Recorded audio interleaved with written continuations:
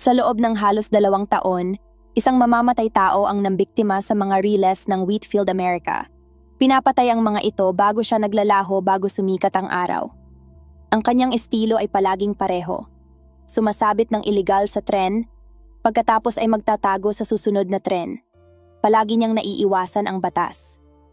Si Angel Maturino Resendiz, 39 years old, ay nahuli noong unang bahagi ng July 1999 matapos tumakas sa mga pulis sa loob ng 2 taon at nakalusot sa isang 2 buwang operasyon ng FBI. Matapos ang siyam na di umano'y pagpatay, siya ay natunton at nahuli ng isang masigasig na Texas Ranger. Hey everyone! I just wanted to take a moment to give a huge shout-out to Evangelina Tanfrom ng Sweden, Wilmomshi, Nenet Bayaborda ng Tagaytay, Regine Kodama ng Japan, Glenda Comawas ng Manila, Meng Yabut, Alessandra Yabut at Paul Hernandez ng Palermo, Italy. Maraming salamat po sa inyong lahat na mga sumusuporta pati na rin sa mga silent listener. Mabuhay kayo at patuloy na maging inspirasyon sa iba. Kilala bilang The Railroad Killer dahil sa maliwanag na mga dahilan, si Angel Resendiz, na mas kilala sa alias na Rafael Resendez Ramirez, ay tinawag ng mga pulis, media at psychiatrist bilang isang taong masama ang loob, tuliro, mapaghiganti at galit. Siya ay isang iligal na immigrant mula sa Mexico na tumawid sa international border at karamihan sa kanyang mga krimen ay naganap sa gitnang Texas, ngunit pinaghihinalaan din siyang pumatay hanggang sa hilagang bahagi ng Kentucky at Illinois. Bagaman may pagkakatulad siya sa mga serial killer tulad ni na David Berkowitz at ng Boston Strangler, si Resendiz ay mas nakatuon sa pagpatay para sa mga bagay na kailangan niya. Alak, droga, o isang lugar na pagtataguan, bagaman kadalasang pera ang pangunahing dahilan. Siya ay naging biktima ng pang-aabuso, ngunit ayon sa dating FBI profiler na si John Douglas, ang sex ay tila halos pangalawa. Dahil sa hindi tiyak na direksyon ng kanyang landas, hindi niya alam kung saan siya pupunta sa susunod, na nagbigay daan upang maging mas mahirap siyang masubaybayan. Sinabi ng special agent ng FBI na si Don K. Clark na ang paghahanap sa kanya ay pinahirap ng katotohanan na si Resendiz ay walang permanenteng address habang patuloy na naglalakbay sa buong Estados Unidos, Mexico at Canada.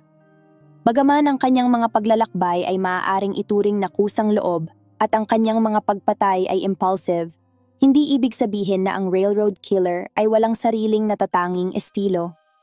Mayroon siyang sinusunod na routine. Halimbawa, ayon kay Clark, lahat ng kanyang mga pagpatay ay naganap malapit sa mga lokasyon ng track ng tren. Sa huling bahagi ng nakaraang buwan, sa kainitan ng masinsinang paghahanap para sa mamamatay tao, inilarawan ni John Douglas ang tila simple ngunit nakamamatay na agenda ng pumatay. Kapag sumakay siya sa freight train, hindi niya alam kung saan ito pupunta. Ngunit kapag bumaba siya, bilang isang may karanasan na magnanakaw, nagagawa niyang suriin ang paligid, gumawa ng kaunting pagmamatsyag, at tiyakin na makakapasok siya sa tamang bahay kung saan walang sino man ang makakapigil sa kanya para magkapera. Ang lalaki ay 5 talampakan at 7 pulgada ang taas, medyo maliit. Sa katunayan, ang mga unang sandata ay mga blunt force trauma weapons, mga armas na madalas matagpuan sa mga crime scene. Kailangan niyang ilabas ang mga ito at tiyakin na mailalagay ang sarili sa isang win-win na sitwasyon. Saan siya nagmula? Ano ang nagtulak sa kanya sa krimen? At anong uri ng tao si Resendiz? Ito ang ating tatalakayin. Sa ngayon, suriin muna natin ang listahan ng kanyang mga biktima. Ang sumusunod ay isang listahan ng 9 na sunod-sunod na pagpatay na iniuugnay kay Resendiz. Unang biktima, August 29, 1997, Lexington, Kentucky. Christopher Meyer, 21, isang estudyante sa University of Kentucky, at ang kanyang kasintahan ay inatake habang naglalakad sa tabi ng riles. Napatay si Christopher samantalang ang kasintahan ay nakaligtas subalit nahalay at binugbog ni Resendiz. Pangalawang biktima, October 4, 1998, Hughes Spring, Texas. Sa malamig na gabi ng taglagas, ang 87 years old na si Leafy Mason ay pinalo hanggang mamatay gamit ang bakal ng gulong ng isang taong pumasok sa bintana ng kanyang bahay. Nakaharap ang kanyang pintuan sa harap ng Kansas City Southern Rail Line na 50 yarda lang ang layo. Pangatlong biktima. Noong December 1998 sa Houston, Texas. Pumasok ang isang tao sa tahanan ni Dr. Claudia Benton, 39 years old, mula sa Baylor College of Medicine pagka-uwi niya. Ang salarin ay hinalay siya, sinaksak, at sinampal ng paulit-ulit gamit ang isang bagay. Ang kanyang bahay ay malapit sa mga linya ng tren na dumadaan sa suburban West University Place. Nang mabawi ng mga pulis ang kanyang ninakaw na Jeep Cherokee sa San Antonio, Texas, nakakita sila ng mga fingerprints sa steering column na tumutugma kay Resendiz, isang kilalang illegal na immigrant. Pagkaraan ng 3 linggo, isang hukom ng county ang pumirma ng warrant para sa pag-aresto kay Resendiz para sa pagnanakaw. Ngunit, kakaiba, hindi para sa pagpatay. Walang sapat na ebidensya, sabi niya. Pang-4 at pang-5 biktima. Noong May 2, 1999, sa Weimar, Texas, si Reverend Norman J. Skip Cernick, 46 years old, at ang kanyang asawang si Karen, 47 years old, ay pinatay gamit ang martilyo sa parsonage ng United Church of Christ, na matatagpuan malapit sa Riles ng bayan. Ang pulang Mazda ng mag-asawa ay natagpuan sa San Antonio makalipas ang 3 linggo. Ang ebidensya ng forensic ay tumugma sa pagpatay kay Dr. Benton sa Houston. Pang-6 na biktima, June 4, 1999, sa Houston, Texas. Ang gurong si Noemi Dominguez, 26 years old, ay pinatay sa kanyang apartment na matatagpuan malapit sa mga riles ng tren.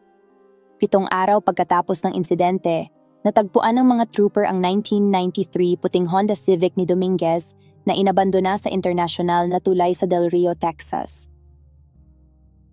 Pang-7 biktima. Noong June 4, 1999, sa Fayette County, Texas, si Josephine Convica, 73 years old, ay pinatay sa kanyang kama gamit ang isang matulis na tool sa hardin sa kanyang ulo. Siya ay nanirahan sa isang farmhouse na malapit sa Weimar, kung saan 1 buwan bago siya pinatay sina Reverend at Mrs. Cernick. Ang kanyang bahay ay nasa tabi ng isang bakuran ng tren. Ang kanyang sasakyan ay pinakialaman, ngunit hindi natagpuan ng pumatay ang mga susi. Pang-8 at pang-9 na biktima. Noong June 15, 1999, sa Gorham, Illinois, isang tao ang pumasok sa isang mobile home at pinatay ang 2 nakatira rito. Si George Morber Sr., 80 years old, ay binaril sa ulo gamit ang shotgun at pagkatapos ay pinalo ang kanyang anak na si Carolyn Frederick, 52 years old. Ang kanilang bahay ay 100 yarda lamang mula sa riles ng tren. Kinabukasan, nakita ng isang dumadaan ang pulang pickup truck ni Frederick sa Cairo, Illinois, na minamaneho ng isang lalaking tumutugma sa paglalarawan ni Resendiz. Karamihan sa mga biktima ni Resendiz ay natagpuang nakatakip ng kumot. Bagaman hindi siya matangkad o matipuno, ang kanyang mga krimen ay nagdulot ng matinding takot sa mga komunidad. Sa mga bayan kung saan siya pumatay, lalo na sa mas maliliit na lugar, ang mga residente ay nagsimulang mag-lock ng kanilang mga pinto at bintana sa gabi. Ang mga bata ay pinaalis sa madilim na kalye ng kanilang mga magulang, maagang nagsara ang mga tindahan, at natapos ang mga lakad na naliliwanagan ng buwan. Sa Weimar, Texas, kung saan pinatay ang si Mix at si Mrs. Convica, ang mga takot ay lumala. Ayon kay Mayor Bernie Kosler, maraming tindahan ang nakabenta na ng mga baril bilang tugon sa mga krimen. Ginawa ng mga ahensyang nagpapatupad ng batas ang lahat ng kanilang makakaya upang mahanap si Resendiz. Pinaigting ang seguridad sa mga bakuran ng kargamento at ang mga palaboy sa mga boxcar ay dinala sa mga lokal na kulungan para sa pagkakakilanlan at pagtatanong. Minsan ay pinahinto ang mga tren ng kargamento upang hanapin si Resendiz. Ang mga Hispanics, kabilang ang mga nagtatrabaho sa mga tren, ay nagreklamo tungkol sa maruming tingin at pang-aabala mula sa pulisya. Ang mga hangouts para sa mga homeless, blood center, at soup kitchen, kung saan madalas pumunta ang mga migranteng manggagawa, ay pinuntahan ng mga pulis. Ang mga tambay sa bayan ay dinala sa mga police station para tanungin, ngunit agad na pinapalaya kapag napatunayang hindi sila si Angel Resendiz. Noong June 1999, inilagay ng FBI si Angel Resendiz, ang railroad killer, sa kanilang top 10 most wanted list. Ang Violent Criminal Apprehension Program, VICAP, ng FBI ay nag-ugnay ng mga elemento ng kanyang mga pagpatay upang makumpirma na siya ang may kagagawan. Ang paunang gantimpala na $50,000 para sa impormasyon na hahantong sa kanyang pagkakahuli ay tumaas sa $125,000 sa loob ng ilang araw habang ang mga apektadong munisipalidad ay nag-ambag. Ang wanted poster ni Resendiz ay naglalarawan sa kanya bilang 5'7", tumitimbang ng 140-150 pounds, may itim na buhok, kayumangging mga mata at maitim na kutis. Mayroon siyang mga galos sa kanang paningsingang daliri, kaliwang braso at noo, pati na rin mga tattoo ng ahas sa kaliwang braso at bulaklak sa kaliwang pulso. Kilala siyang gumagamit ng maraming alias, mga numero ng social security, at iba't ibang petsa ng kapanganakan. Siya ay nagtrabaho bilang isang day laborer, migrant worker o mekaniko ng sasakyan. Samantala, opisyal na kinasuhan ng Jackson County, Illinois si Resendiz ng pagpatay sa mga pamamaslang sa Gorham matapos maidokumento ang kanyang mga fingerprint. Ganoon din ang ginawa ng mga opisyal sa Louisville, Kentucky. Sa Louisville, kung saan si Christopher Meyer ang unang kilalang biktima ng railroad killer, nagpakalat ang mga galit na awtoridad ng mga larawang kasing laki ng wallet ng mamamatay tao na humihimok sa mga mamamayan na agad ipagbigay alam sa mga pulis kung siya ay makita. Noong July 1, kinilala ng mga awtoridad sa Fayette County, Texas, ang DNA ni Noemi Dominguez sa tahanan ni Josephine Convica. Ipinapakita nito na pagkatapos patayin ni Resendiz si Dominguez, dinala niya ang kotse nito sa bahay ni Convica para sa isa pang pagpatay. Si Don K. Clark, special agent ng FBI sa Houston, ay tinawag si Resendiz na isang napakamapanganib at marahas na tao na nagpapaliwanag kung bakit siya inilagay sa top 10 most wanted list. Sinabi ni Clark na si Resendiz ay gumagamit ng anumang bagay upang pumatay sa napakarahas na paraan, kaya't kailangan siyang mahuli. 200 ahente ang itinalaga sa mga lokasyon kung saan kilala si Resendiz na tumatambay, kabilang ang mga hintuan ng mga kargamento at depo ng riles. Hindi nagtagal, nakatanggap ang mga ahente ng higit sa 1,000 tip mula sa mga taong nagsasabing nakita nila si Resendiz, nakakakilala sa mga biktima o may bagong impormasyon tungkol sa paghahanap. Karamihan sa mga tip ay walang patutunguhan, ngunit ang ilan ay naging kapaki-pakinabang, tulad ng tawag mula sa mga kakilala ni Resendiz na nakakita sa kanya sa Louisville. Sa parehong oras, sinabi ni John Matilda, direktor ng Wayside Christian Mission sa Louisville, ang pulisya na nakita rin niya si Resendiz. Noong July 7, nagkaroon ng malaking hakbang ang FBI sa pamamagitan ng pag-recruit ng tulong mula kay Julieta Reyes, ang common-law wife ni Resendiz. Dinala siya sa Houston mula sa kanyang bayan sa Rodeo, Mexico. Ayon kay Clark, nais ni Reyes na gawin ang lahat upang hikayatin si Resendiz na sumuko sa mga awtoridad. Nakapagtataka, ibinalik ni Julieta Reyes sa FBI ang 93 piraso ng alahas na ipinadala sa kanya ni Resendiz mula sa ibang bansa. Sigurado siyang pag-aari ito ng mga biktima ng kanyang asawa, at tama siya.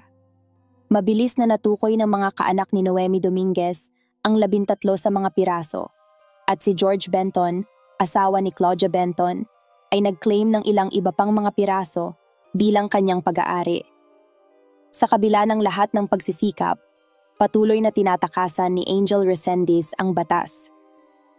Si John Douglas, na nasa FBI sa loob ng 25 years, ay ikinalungkot na ang paghahanap para sa akusadong mamamatay tao ay nahadlangan ng kakulangan ng isang coordinated computer system na magpapahintulot sa mga opisyal ng pagpapatupad ng batas na agad na ihambing ang mga tala at matukoy ang mga pattern. Ang kakulangan ng isang coordinated computer system ay naging mas malaking hadlang sa manhunt kaysa sa inaasahan ni Douglas noong panahong iyon. Noong June 2, dinakip ng Border Patrol si Angel Resendiz malapit sa El Paso, habang sinusubukan niyang tumawid sa border ng illegal. Habang nasa kustodiya, sinuri ng United States Immigration and Naturalization Service, INS, ang kanyang mga fingerprint at larawan laban sa listahan ng mga wanted. Dahil nabigo ang sistema na matukoy siya bilang isang wanted na lalaki, ipinatapon siya ng INS sa Mexico.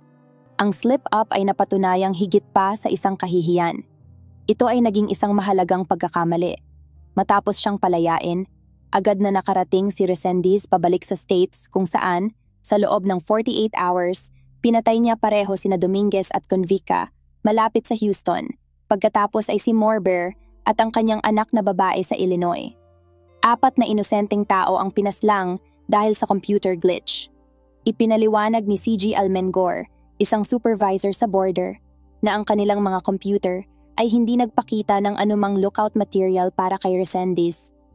Sa kanyang mga salita, sana talaga nasa sistema siya para mahuli namin siya. Ngunit, ang pagkakamali ay hindi ganap na masisi sa modernong teknolohiya. Noong July 1, isang buwan pagkatapos ng pagkakamali, inamin ng isang kinatawan ng Justice Department na inabisuhan ng West University Place Police Department ang INS tungkol kay Resendiz noong December pagkatapos ng pagkamatay ni Dr. Benton. Dahil dito, inihayag ni INS Commissioner Doris Meissner ang isang inside investigation sa insidente. Ang paghahanap kay Resendiz ay hindi lamang tungkol sa pisikal na pagkatok sa mga nakalak na pinto at paglakad sa maalikabok na mga cargo train. Tulad ng anumang manhunt na isinasagawa ng FBI, maraming oras ang ginugugol sa pag-aaral ng kriminal na background, kasaysayan ng lipunan, at mga psychosis ng salarin upang makilala ang uri ng taong hinahanap nila. Si Resendiz ay may mahabang record ng kriminal na aktibidad bago nagsimula ang serye ng mga pagpatay noong 1997. Ayon kay John Douglas, dating ahente ng FBI, marahil ay nagsimula siyang pumatay sa kanyang huling bahagi ng 20s at maaaring ang mga unang biktima niya ay mga lalaki at patuloy siyang ibinabalik sa Mexico ng mga opisyal ng deportasyon ng US dahil sa kanyang pagiging illegal immigrant na nagdulot ng kanyang galit sa kabuuang populasyon. Ang kanyang galit, kasama ng kanyang pag-inom ng alak at droga, ay nagpalala ng kanyang mga pagpigil na nagresulta sa kanyang mga pagpatay. Nasa pag-aari ng FBI ang birth certificate ni Resendiz na nagsasabing ipinanganak siya noong August 1, 1960 sa Izúcar de Matamoros, Puebla, Mexico. Ayon sa kanyang ina, si Virginia de Maturino, inamin niya na ang kanyang anak ay lumaki sa ibang pamilya na kulang sa tamang gabay at maaaring sexual na inabuso ng mga homosexual sa Puebla. Halos isang ulila, si Resendiz ay gumagala sa mga lansangan noong bata pa, walang tunay na huwaran ng pamilya. Nakilala ng FBI ang kanyang kapatid na babae sa Albuquerque, New Mexico, at iba pang mga kamag-anak sa timog at hilaga ng border. Ang kanyang mga kamag-anak sa US ay lumipat hanggang sa hilaga ng Great Lakes at hanggang sa silangan ng Vermont. Si Angel Resendiz ay unang napansin ng US Justice Department noong 1976 nang mahuli siyang tumatawid sa border mula sa Mexico sa Brownsville, Texas. Ipinatapon siya pagkaraan ng 2 buwan, ang una sa maraming run-in sa mga autoridad ng US. Noong 1988, nanirahan siya ng saglit sa St. Louis, kung saan nagtrabaho siya sa isang pansamantalang ahensya at bumoto sa 2 halalan gamit ang isang alias. Ang buhay kriminal ni Resendiz sa Estados Unidos, pati na rin ang kanyang kakayahang makatakas sa pangmatagalang parusa ay parang isang masamang nobela. Pagkatapos ng kanyang unang deportasyon, noong August 1976, bumalik siya sa US, makalipas ang 1 buwan at nakita ng mga ahente ng INS sa Sterling Heights, Michigan at muli noong October sa McAllen, Texas. Pagkatapos nito, tumahimik siya ng ilang panahon. Walang nakakaalam kung kailan siya bumalik sa bansang ito, ngunit noong September ng 1979, nasentensyahan siya ng 20 years na pagkakakulong para sa pagnanakaw at pag-atake ng sasakyan sa Miami, Florida. Ang swerte sa kanyang panig, siya ay naparol sa loob ng 6 na taon at pinalayas binalik sa Mexico. Ngunit, medyo aktibo sa susunod na dekada, si Resendiz, siya ay inaresto at nilitis sa Texas dahil sa fraud citizenship, kung saan ginugol niya ang 18 months sa kulungang noong 1986. Siya ay naaresto dahil sa pagkakaroon ng isang nakatagong armas sa New Orleans na nakatanggap ng 18 months na sentensya, ngunit na parol pagkatapos ng isang taon noong 1988. Siya ay nakakuha ng 30 months na sentensya para sa pagtatangkang dayain ang Social Security sa St. Louis noong 1989. Siya ay umamin ng guilty sa mga pagnanakaw sa New Mexico, isang krimen na nagdulot sa kanya ng 18 months na pagkakulong, bagamat muli siyang naparol pagkatapos ng isang taon noong 1992. Siya ay nahuli sa isang bakuran ng Riles ng Santa Fe dahil sa pagpasok at pagdadala ng baril noong 1995. Para sa huling paglabag ay muli siyang ipinatapon sa Mexico. Sa katunayan, pagkatapos ng bawat pagkakakulong at sa pagitan nila, siya ay itinatapon sa border ng maraming beses na parang isang boomerang. 2 taon pagkatapos ng huling naitalang deportation, siya ay nagpanggap na ibang tao sa Kentucky at pinatay si Christopher Meyer. Noong unang bahagi ng June, isang batang Texas Ranger na nagngangalang Drew Carter ay nakipag-ugnayan kay Manuela, kapatid ni Resendiz, upang hikayatin ang pagsuko ng kanyang kapatid. Si Manuela, na natatakot na mapatay ng FBI si Resendiz o makapatay muli ito, ay nangako kay Carter na gagawin niya ang lahat ng makakaya upang makatulong.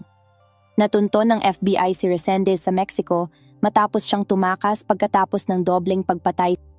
Pinaniniwalaang nagtatago siya malapit sa Ciudad Juarez. Si Sergeant Carter ay nakipag-ugnayan kay Manuela, kapatid ni Resendiz, upang hikayatin ang pagsuko ng kanyang kapatid. Ipinaliwanag niya na nakikipagtulungan siya sa FBI at mga taga-usig upang mag-alok ng pinakamagandang deal para kay Resendiz, kaligtasan sa kulungan, regular na mga karapatan sa pagbisita at isang psychological test. Ang mga pagsisikap ni Carter ay nagbunga ng mga hakbang tungo sa pagsuko ni Resendiz. Si Carter, na naging Texas Ranger wala pang 1 taon, ay naniniwala sa pagiging prangka at tapat. Noong July 12, nakatanggap si Manuela ng fax mula sa opisina ng abogado ng distrito sa Harris County na naglalaman ng kasunduan. Ang alok ay ipinasa sa isang kamag-anak na nagsilbing emisaryo. Nang gabing iyon, dumating ang balita mula sa Ciudad Juarez na susuko na ang railroad killer batay sa salita ni Carter at naka-schedule ito ng 9 a.m. kinaumagahan. Noong Martes, July 13, dumating si Carter kasama si Manuela at ang kanyang pastor sa isang tulay na nag-uugnay sa Zaragoza, Mexico at El Paso. Ang pastor ay naroon upang magsilbing espiritual na gabay. Nang makita ni Carter si Resendiz, naramdaman niya ang pananabik dahil alam niyang magyayari na ang pagsuko. Si Resendiz ay bumaba sa truck na nakasuot ng maduming jeans at maputik na bota at nagkamayan sila. Sa kabila ng kanyang tagumpay, si Carter ay tumangging kumuha ng buong kredito, binanggit ang suporta ng FBI at iba pang tagapagpatupad ng batas na tumulong sa pagkumbinsi kay Resendiz na sumuko. Ang pagkakahuli kay Resendiz ay nagdulot ng ginhawa at kasiyahan sa maraming tao, lalo na sa mga pamilya at kaibigan ng mga biktima. Sa Weimar, ilang daang tao ang dumalo sa isang seremonya upang magpasalamat at manalangin. Gayunpaman, ang galit ng ilan, tulad ng anak ni Josephine Convica, ay nanatili dahil sa pinsalang dulot ni Resendiz sa kanilang buhay. Ang mga opisyal ng pagpapatupad ng batas ay nagtataka kung bakit sumuko si Resendiz sa Texas, isang estado na kilala sa mataas na bilang ng mga parusang kamatayan. Alam ni Resendiz na kung mapatunayang nagkasala siya sa mga pagpatay sa Texas, malamang nahaharap siya sa parusang kamatayan.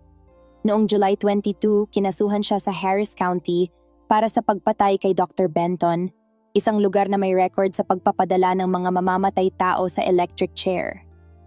Ang kasunduan sa pagsuko na inalok ni Texas Ranger Carter ay kulang sa detalye at maaaring nakaliligaw, na nagbigay kay Resendiz ng maling impresyon na makakaligtas siya sa parusa.